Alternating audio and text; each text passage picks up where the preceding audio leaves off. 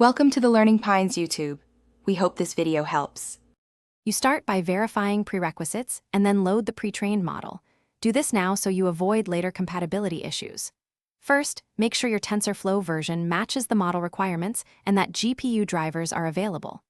Once done, install Tensorflow Hub if needed and import the model straight into TF, Keras, or load a saved model directory.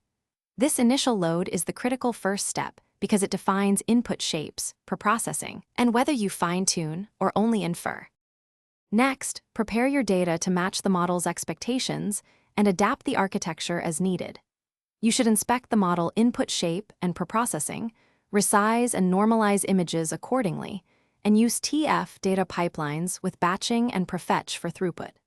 Then attach a new classification or regression head if you need different outputs. Freeze the base for feature extraction, or unfreeze select layers for fine-tuning. This middle phase balances speed and accuracy, so choose a training mode that fits your dataset size and compute budget. Finally, compile and run training while monitoring validation performance. You must set an appropriate optimizer and learning rate schedule, and include callbacks like model checkpoint and reduce LR on plateau.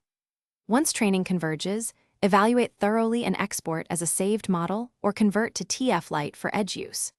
If things go wrong, inspect input shapes, D-type mismatches, incorrect preprocessing, and whether layers meant to be frozen changed. That troubleshooting tip often fixes most failures quickly. Thanks for watching. Consider subscribing if we helped you.